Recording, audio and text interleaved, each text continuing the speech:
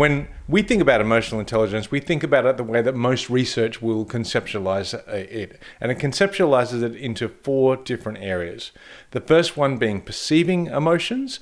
Once you've perceived emotions, you need to then understand them, then you manage them, and then you can use emotions. And very rarely do we really get to this using emotions bit. But once you can perceive, understand, manage, and use emotions, that is kind of emotional intelligence. And when you can do that in yourself and then start to see that in other people and start to look at social dynamics and social groups in an adaptive way, that's how we conceptualize emotional intelligence. Now, emotional intelligence 1.0 was just about perceiving and managing emotions. Can I see that I'm about to lose it? And can I keep a lid on it? And so what we've learnt to do is just manage our emotions at different levels of intensity. But we realize that that's not actually emotional intelligence, that's just suppression.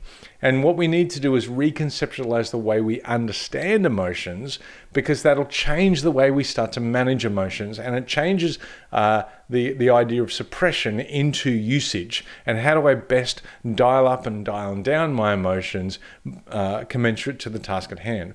A great way that I like to discuss and conceptualize emotional intelligence 2.0 is by using an analogy based around superhero characters. I've got 2 boys that are 22 and 24, which means that for the last 20 odd years, I've seen every superhero movie that's come out, and I've loved it. But the 2 superheroes that come to mind both have laser eyes. And the first one is Cyclops. The Cyclops is an X-Men character who, from when he was born, every time he opened his eyes, he would look at something and he would unleash these laser eyes, which would obliterate everything that he loved, every place, every person. So they give him these glasses, these suppression tools, which allow him to go through life. But every time he knocks the glasses off, or every time something happens or he loses control, it's just mayhem and chaos. And that's kind of how we look at emotions, right? Either suppress them, don't knock your glasses off, otherwise it's going to be mayhem and chaos. But then you've got Superman, and Superman also has laser eyes.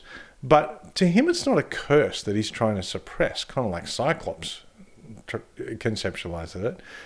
For Superman, he can dial it up and dial it down commensurate to the task that it's at hand. So now it's not a curse or a blessing, it's just a tool that we can use. And this is how we change emotions and the emotions that are happening inside of all of us from something that we need to suppress and manage into something that becomes our superpower. And for the rest of this time here, we're going to have a look at how we do that.